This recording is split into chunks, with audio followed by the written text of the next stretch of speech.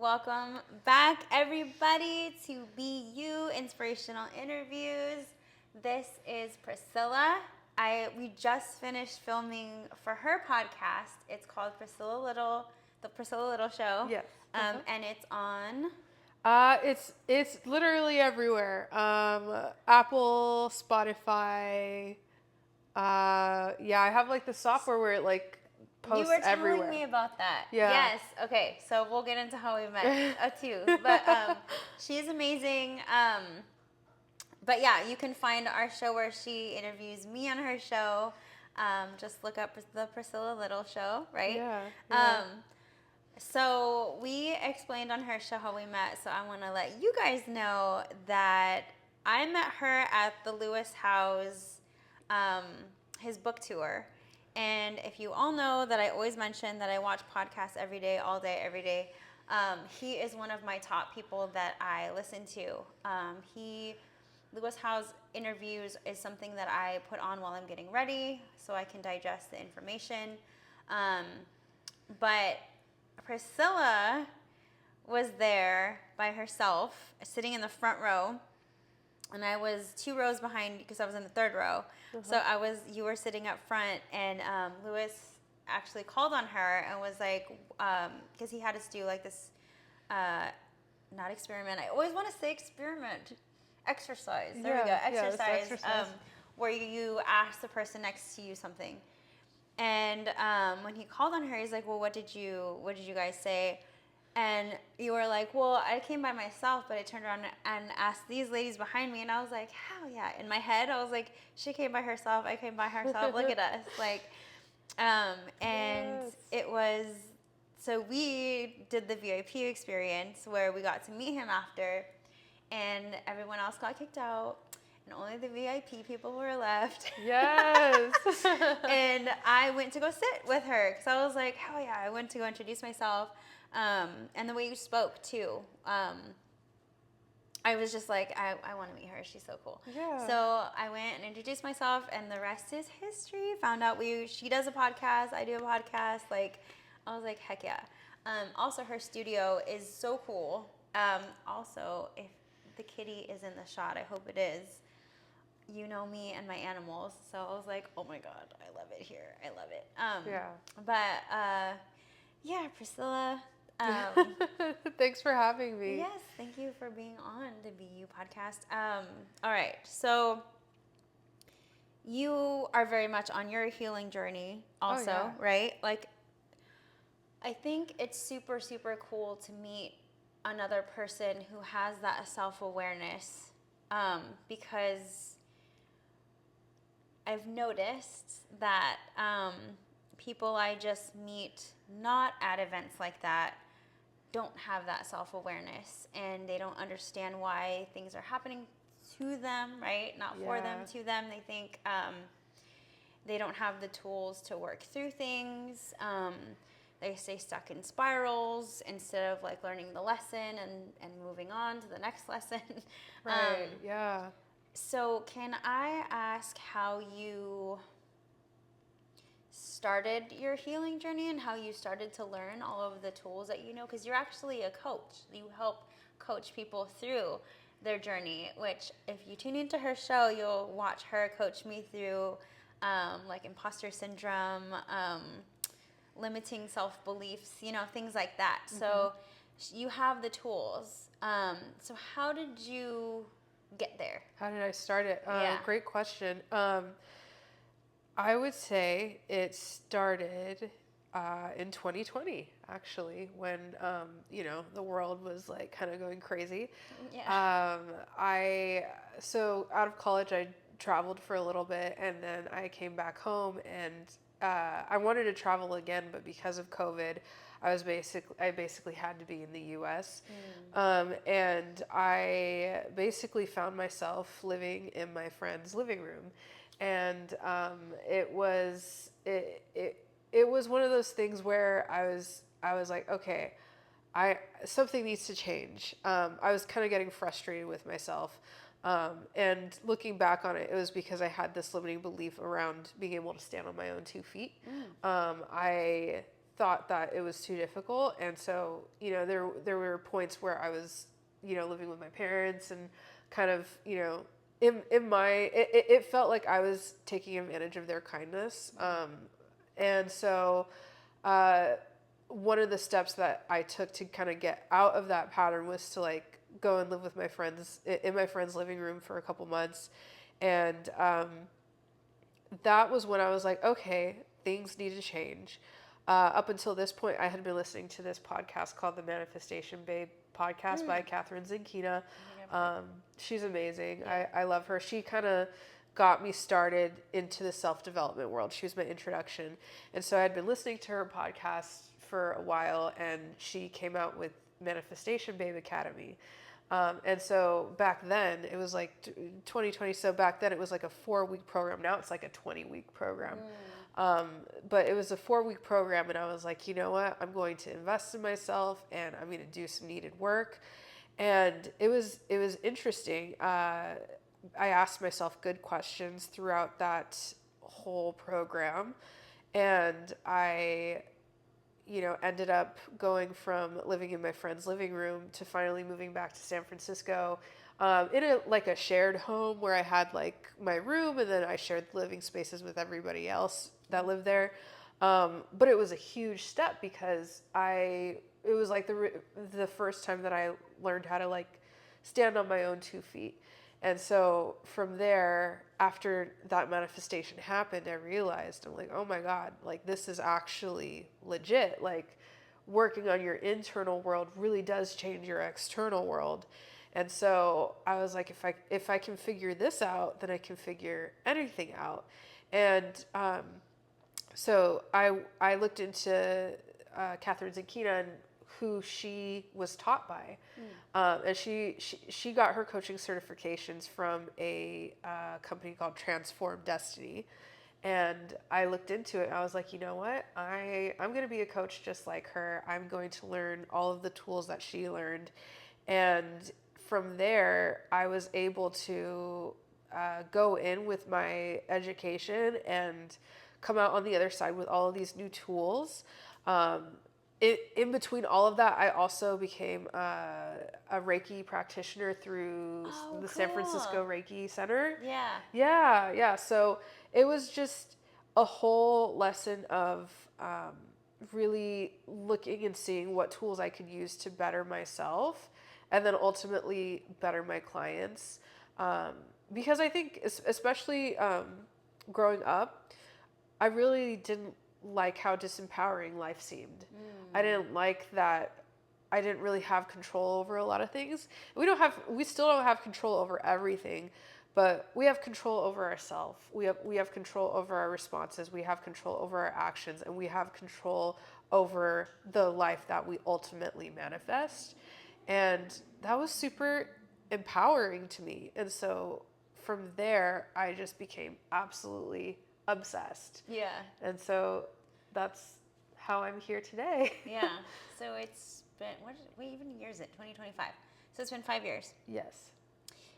So can you look back in 2020 and then look at you now, and how does that feel to compare these two different versions of yourself? Oh my gosh. You know, I have a similar thing where that we were speaking about this a little bit earlier, but we can be a little hard on ourselves. And I've never actually taken a moment. Well, not never, but it's the first time in a while I've actually taken a moment to look back on my progress and be like, oh my God, I actually made quite a bit of progress. This loft that we're in, I actually own. And so to go from not knowing, like living in my friend's living room to like owning my own loft now, that's a huge blessing. That's so big. Yeah. And that's due to my mom, by the way. My mom, she helped me get this place. So, because this is a BMR property, What does BMR mean? So BMR is basically below market rate. Oh. Yeah. Lucky. So How did you even find something like that? You have to do in like San Francisco. Yeah, in San Francisco, you have to do like a bunch of certifications and like kind of like a little bit of coursework to do it. But that's me and my mom. She kind of like helped me through it, and like that's how I was able to get this place. And so It's very nice too. yeah. Yeah. Oh, thank you. Yeah. So that manifestation was absolutely huge because 5 years ago, I really felt like I didn't have a home. And a part of why I was traveling around so much before then was because I was kind of looking for my home. And, I realized I was like, no other city really felt like home the way San Francisco did to me. And so that alone over the last 5 years has been super, super huge. I love that I've figured out my purpose. That even as a kid, I remember being like, I have a purpose and I know I'm supposed to do something, but I don't know what, and that is driving me crazy. Even as a kid, I remember being like, what am I supposed to do? Yeah. And so looking back on it, that was kind of when I first discovered coaching, when I first discovered self-development. And now I've really niched down where I want to help women really focus on feeling like they're enough through self-love, and then from there exuding authentic confidence. And so it just feels really good to be able to look back and see that I finally know my purpose and I finally know what I'm put on this planet to actually do. Yeah. So that feels super good as well. Yeah. Congratulations for your business and, everything that you've accomplished. Thank you. Yeah. So, let's see. Oh my God, we have so much in common. I'm just looking around and literally everything is like, reminds me of myself. So I just saw the Friends thing and that's my comfort show. I love Friends. Me too. Yes. She has 2 cats. I have 2 cats. There's crystals everywhere. I have crystals everywhere. Like literally me. But anyway, it's wild to me. But anyway, okay. So, and you can absolutely say no to this, but can you take us through a time where you felt was the heaviest in your life and how you got through it?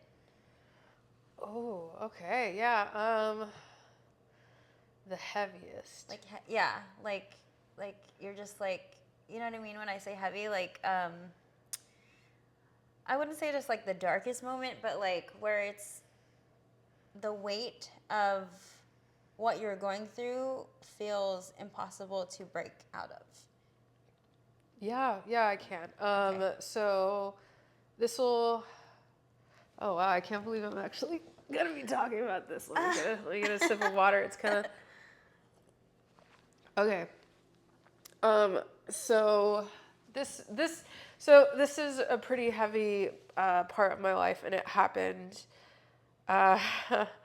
This is wild. It happened right after I kind of overcame that. So it'll tie in really well with what we just talked about. So when I went through Manifestation Babe Academy, looking back on it, I think that signaled to God, to the universe, that I was ready for more. I was ready to heal more. And when you start becoming self-aware, you start realizing certain things about yourself that really aren't serving you, that you need to start taking steps to change for the better. We all have the potential to change. And like so behaviors or thoughts? Yeah, like behaviors, thoughts, limiting beliefs. Yeah, okay. And so for me, moving into this new place, so right, I was living in with my friend's living room. I did Manifestation Babe Academy. I went through that program for 4 weeks, and then I was able to manifest moving into this new place. And so I think what happened is when I was able to heal certain things and manifest that new place, it basically opened me up to the universe to be like, okay, here is your next lesson. So I moved into this new apartment and I rented a room, and it was like it was like a beautiful home. It was like a Victorian home in San Francisco. It was like one floor, and it was me and then three other girls. And so I move in, and like a week into moving in, one of the girls is like, because of COVID, all of us want to move out. And I was in that moment trying to practice, like, trusting and knowing that everything was going to work out. And so one of the girls, so two girls were supposed to be there. They weren't there, and they ended up opting out. And then one of the girls that was there, she's just like, I'm moving out, but I'm gonna find the other three people to move in. And I was just like, shouldn't I be the one looking for? I'm gonna live with these people. And she was just like, no, I'm gonna do it. And energetically, I was like something told me, like, just let her do it. Like my intuition, which intuition doesn't make sense sometimes. And so I was like, okay, I'm just going to trust that my energy is going to bring in the right people. And so, so so basically three boys ended up moving in. And I met one of them before all of them moved in. So they're all really cool biker dudes. And yeah, so they were really cool. But anyways, so basically the girl told me, okay, I have these three people. You met one of them. They're all moving in at this time. And I'm like, okay, that's fine. And she's just like, here's the number of one of the guys. He needs you to give him the keys that I'm going to give you. And so she gives me the phone number, and we text for a little bit. And let's call him Mario. Mario and we text back and forth. And I noticed, I know another guy named Mario, but they're definitely not the same person. And so he's just like, I'm outside, ready for the keys. I go outside, and lo and behold, he's the same Mario that I actually do know. And I'm meeting him as he's moving in. Like, they've signed the lease, it's already done. So to give you some backstory, this Mario, I met him like a few years ago, and basically he kind of made a jerk out of himself.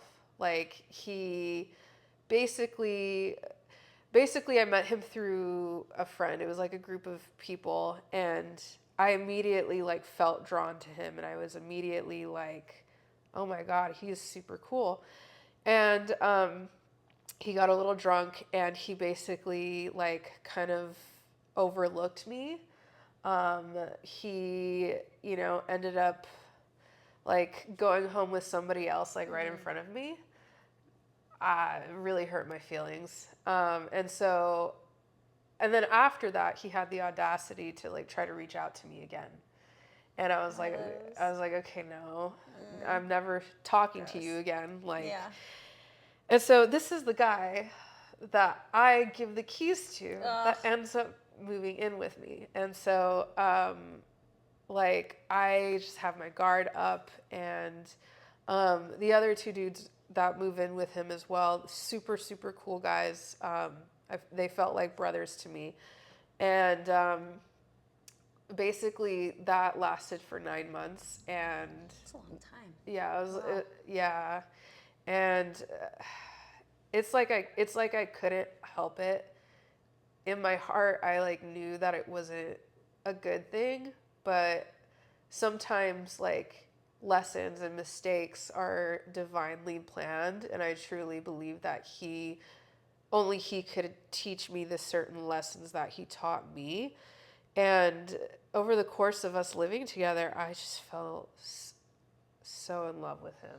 Like, I truly, like, it was really difficult. Like, there were moments where, so maybe like a month or two in, we start hanging out, and I realize I have feelings for him. I go out of my way to like knock on his door and like have an extra beer in the fridge and be like, hey, do you want to have a beer? And like, you know, we were playing cards, and like he taught me how to shuffle them because I didn't know how to shuffle them. Like, cute stuff like that. Like, I really, really, I liked everything about him. I liked the fact that he was funny. I liked the fact that he was charming. He was very smart, very, very funny. And yeah, I liked everything about him. And a few months in, I was like, I have feelings for this guy, and I fucking live with him, and that's crazy. And so I told him that I had feelings for him, and he said that he didn't want to date somebody that he lived with. We're like in our young 20s, so looking back on it, I'm like, yeah, I get it. And it was really difficult because I had to, you know, act like he was a friend, even though I felt more. And there were moments where he would like, you know, because this is where he lived too, so he'd bring other girls to the apartment and stuff like that. And it just really broke my heart. Like, that was one of the few times where that was like one of the few times in my life where I actually had a car, because I had to drive to and from work. And my car, my little Honda Fit 2020, my blue Honda Fit 2020, there were like months where I realized that he wasn't going to like budge.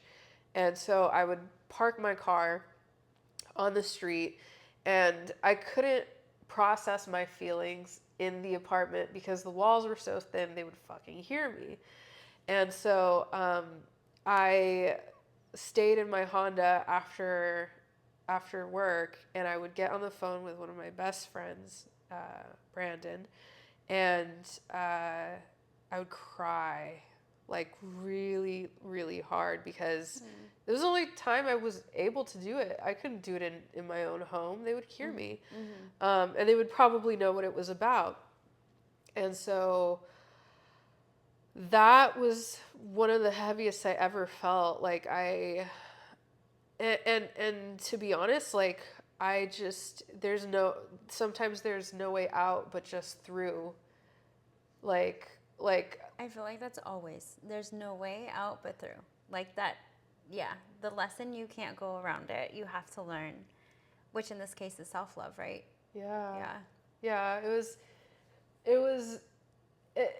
the thing is what he taught me was a certain standard.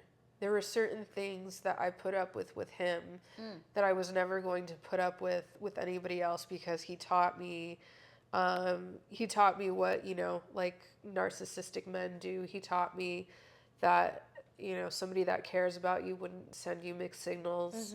He taught me so many lessons. So in the end, it was a really good thing. But like, and check this out, to kind of like finish the story. It's like 9 months of that. And then finally we were able to like move out, and I move into another studio, and it was like, the cool thing about my manifestation game was that I was like constantly raising my standards with like my living situation. So I lived in my friend's living room, then I lived in a shared house with them, and then finally I got like a studio by myself. So a couple months after I got the studio, I was bringing groceries home, and my friend Brandon calls me. He's like, I have to tell you something. And I'm like, I'm bringing groceries. Can I call you later? He's like, yeah. I get into my apartment, and I call him back, and I'm like, hey, what's up?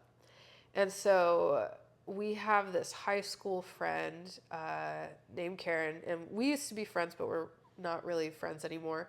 And her boyfriend, Kevin. And so he calls me and he's like, Karen and Kevin went to this party. I didn't know that they knew Mario. And they basically said that in the party, they were talking about uncomfortable living situations.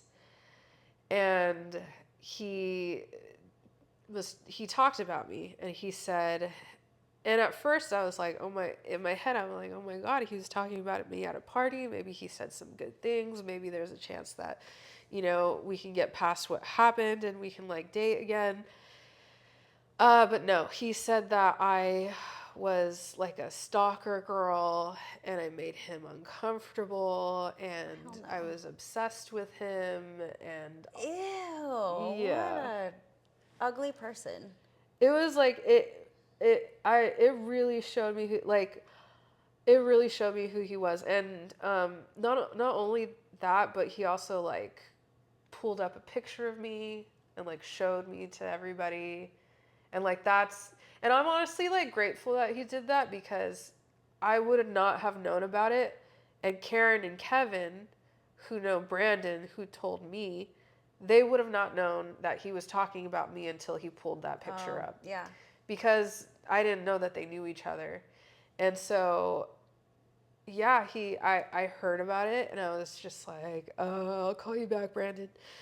And then I hung up and I just like, it was like, even like all of the heartbreak leading up to that. And it was just like the biggest heartbreak, but it was also like the biggest blessing, like huge blessing. Like even though Karen probably doesn't know that I know from her, I'm actually super grateful for her because even though we're not friends anymore, she told Brandon and Brandon told me, and that was the truth that set me free. Mm-hmm. I don't think I was ever going to let him go until I heard about that. Yeah, that's awful. I mean, I wouldn't say I have I was in a relationship, my last relationship. I've been celibate and working on myself for the last 4 years because I have a certain standard that I wanted myself to get before I even started dating.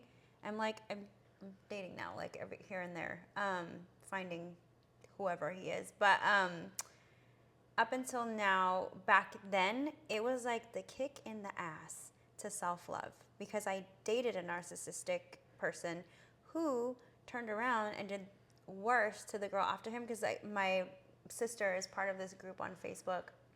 Are we dating the same guy? Because she's a chismosa.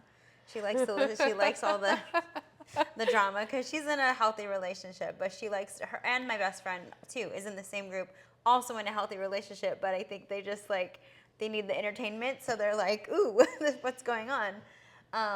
And he was brought up, and he has a baby now, and the baby mom found out, and she just let everything out on there. This is what he did. This is who he is.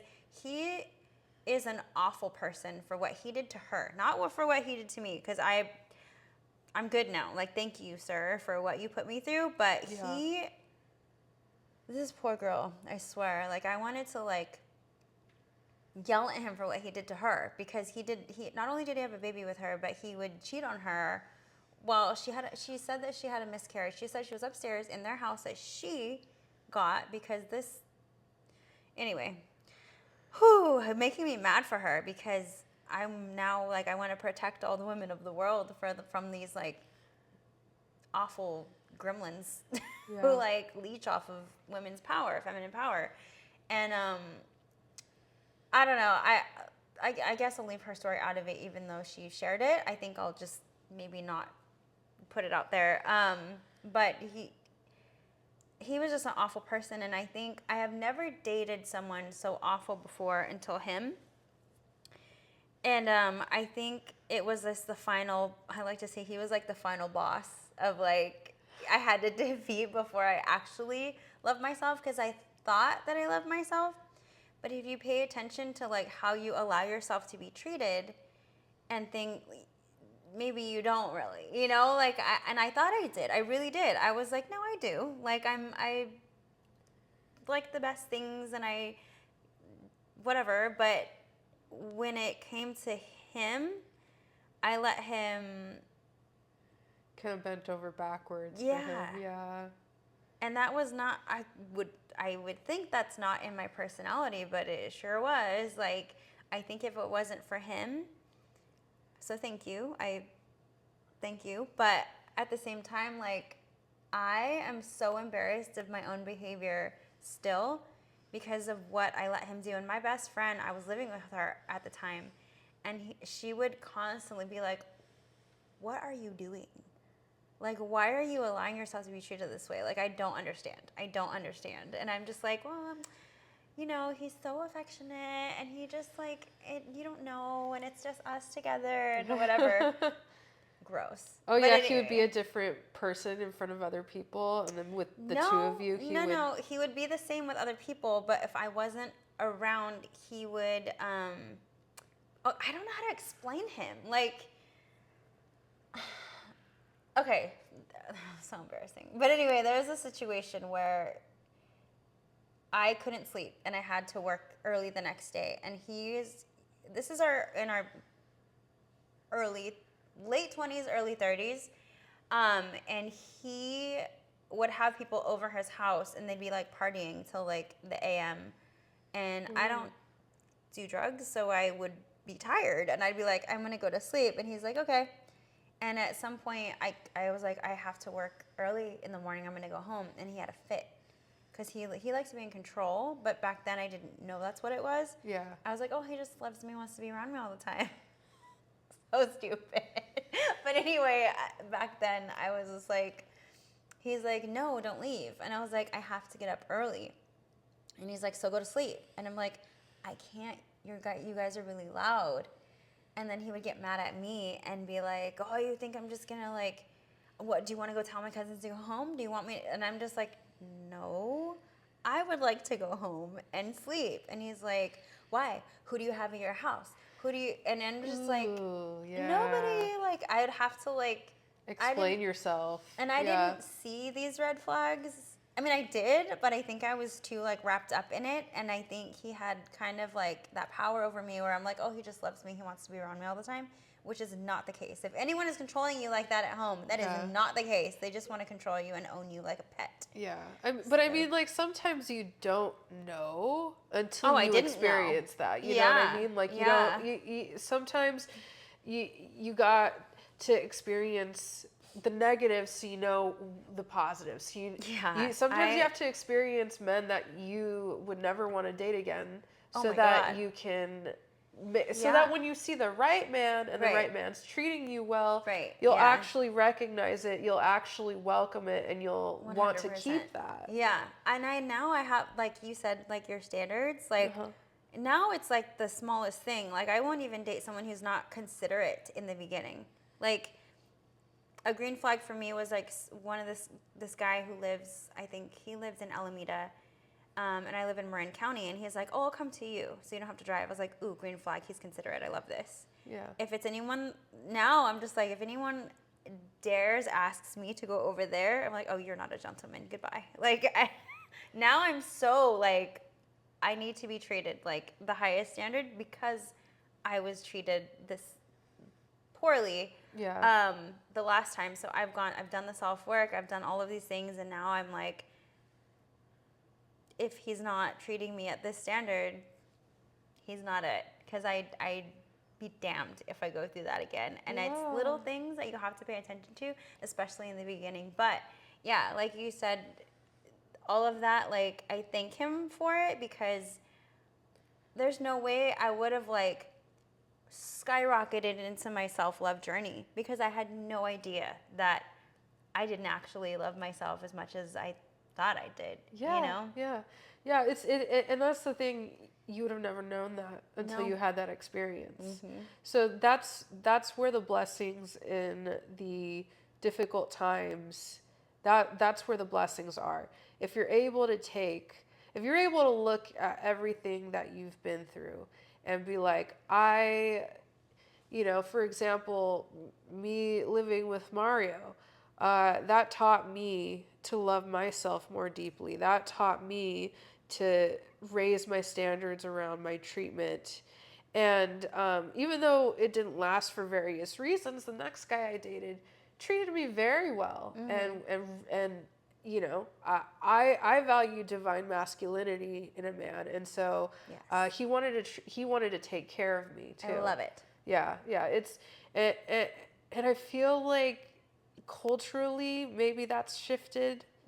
I don't know if there are very many men like there are a lot of boys out there, but it's Yeah. and this might be my limiting beliefs, like projecting out. So I'm gonna try to reframe that. Like, Yeah. there are good men out there. Yes. And it's just like you just have to make yourself energetically available for that. And sometimes you got to learn some lessons beforehand. Oh, you yeah. gotta learn some, like, so for me, like, I learned how I didn't want to be treated so that I could be clear about my next manifestation, about my next man, and be like, okay, I want to be, you know, treated really, really well. I want to be taken care of. I want to be, you know, I want an affectionate man. I want a man that, you know, respects me and like doesn't just talk, but actually takes action. Right. There are just so many things that you can learn from the negative experiences Yeah. around dating. And also, I think it's a really big thing to say that, because I'm all about the self-love, like, you can't love somebody until you love yourself. And the level of deepness in the way that you love yourself and in the way that you accept yourself will be the same deepness that you're able to love and accept somebody else. So if you're chilling in the 3-foot shallow water of self-love, Yeah. and you haven't gotten into the deep end, and you haven't looked at maybe the things that you are ashamed of about yourself, right? Certain things that you suppress about yourself, right? Dimming your light, how we talked about before. Yes. You're gonna be projecting that onto somebody else, the person that you love. And so when you do the self-love work, not only does it impact you greatly, but it also impacts the people around you, everyone. Yeah. Yeah. Look at us. See, this is why we click. Yeah. This is so awesome. So,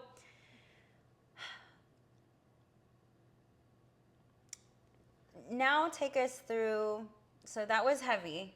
Yeah. So now we're going to talk about you now. So yes, you did learn the lessons. Yes, you do have standards. Yes, you're out here owning your own space and you own a big old place. Lots. Yeah. Yeah. So you're doing well now. Yeah. And it's only going to get better, right? Right. So kind of take us through that transition. Like we talked about earlier, that growth isn't linear. Yeah. So take us through, like, maybe there's someone out there that's like in their healing journey and they're like, how I explained to you, how like sometimes I'll be like, what is happening? I thought I healed this. I worked through this. Why am I having a reaction like this? How do you deal with like we talked about having a moment, right? Where I'm like, I'm having a moment when I was experiencing like overwhelm, where I'm just like, and you taught me how to chunk it down, right? Yeah. So, how can someone get through, like, vaguely, like, say they're just having a moment? How can you give advice to someone based on your own experience? Like, you're living your best life, and it's only gonna get better. Yeah. But going from something so heavy of like feeling rejected, because that is a very heavy emotion, to feel rejected by someone that you like think is the greatest thing, which we found out he wasn't.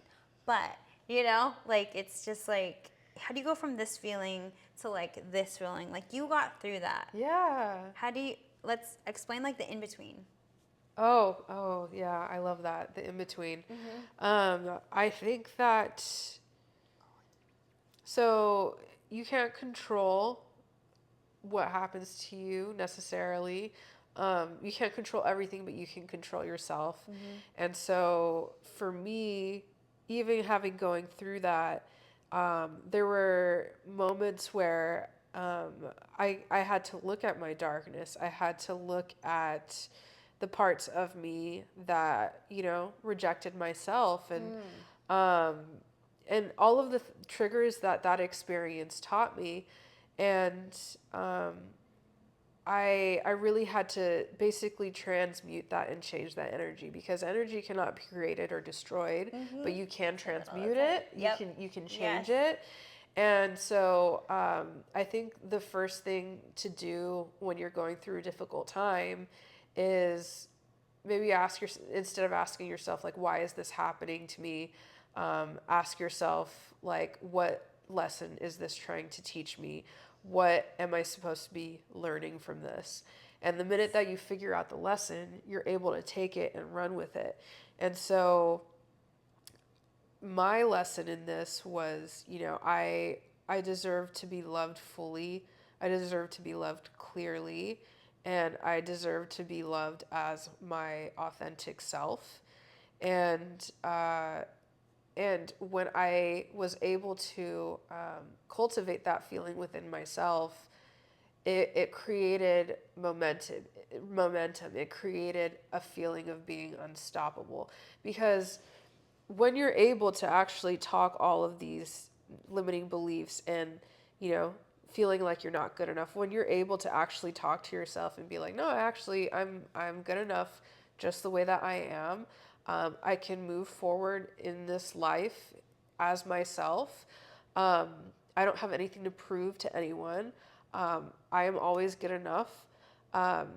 You're able to take action in a way that supports that. And so your life on a physical ends up looking different once you work on your internal world. And so that was very empowering for me. When you're going through difficult things, that doesn't mean that your entire life is going to be difficult. That's just one moment in a blip of your whole life. And so if you're able to look at the lessons, look at what this is trying to teach you.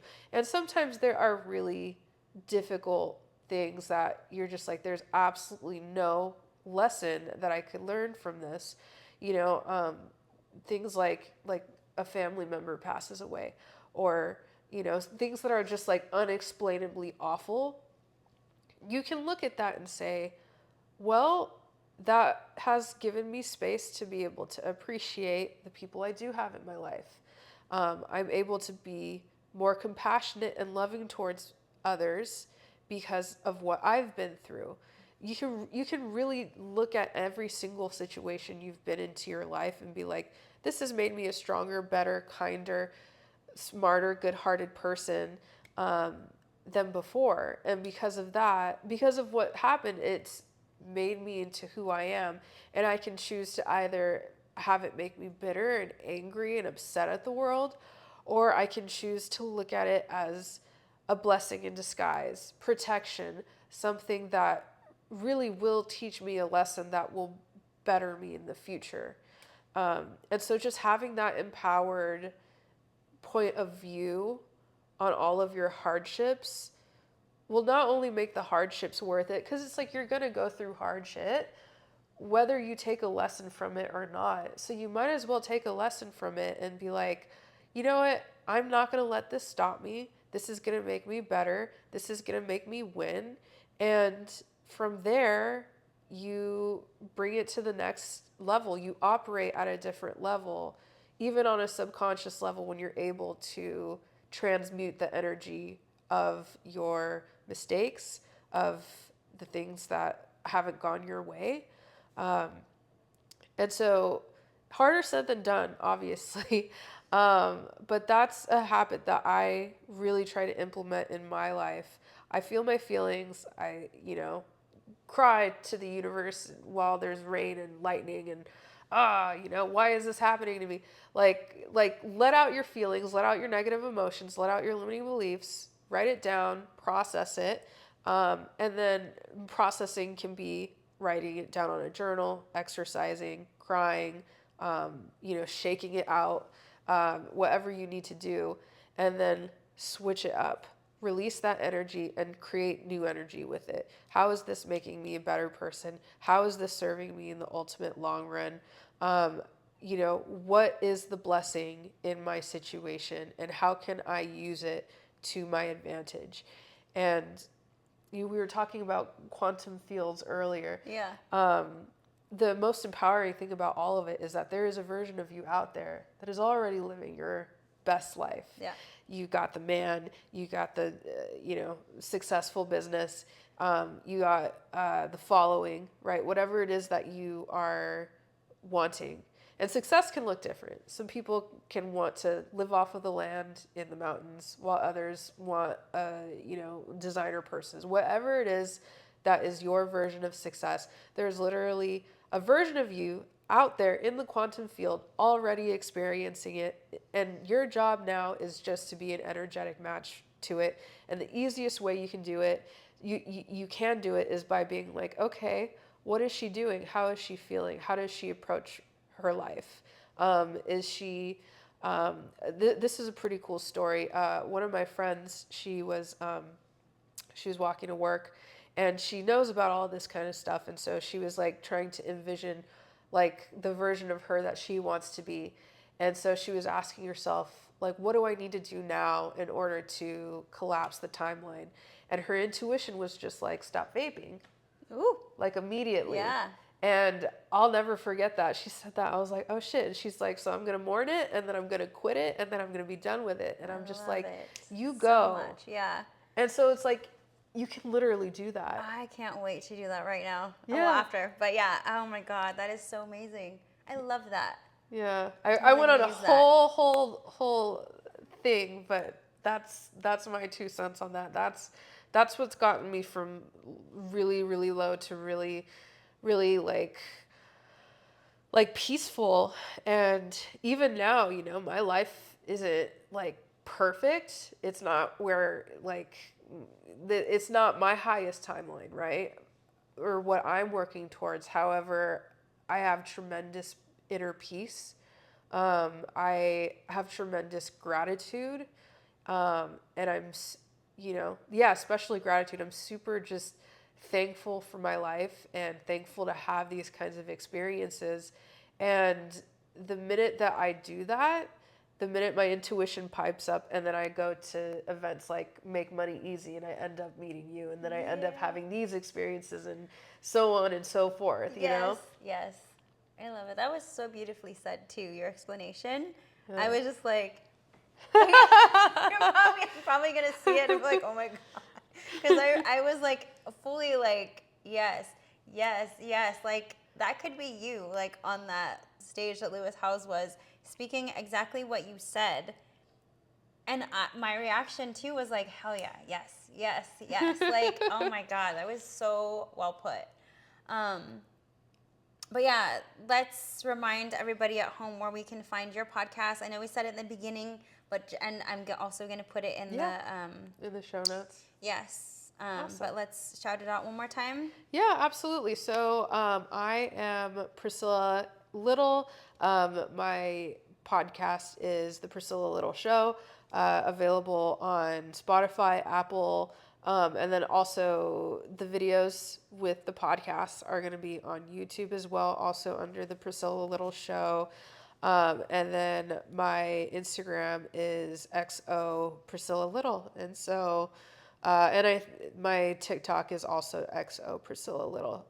So that's where you can find me. I'm always active on there. And yeah, thank you so much for having me. Thank you for sharing all that you did. It was so wonderful and beautifully put. So I'm going to remind everybody out there to be only your truest self, most authentic self, because that is who you need to be. The world needs you. And always remember to be who? Be you. Yes. Yeah. Yay. Yes. Yes. Double whammy. Yeah, hell yeah. Look at that.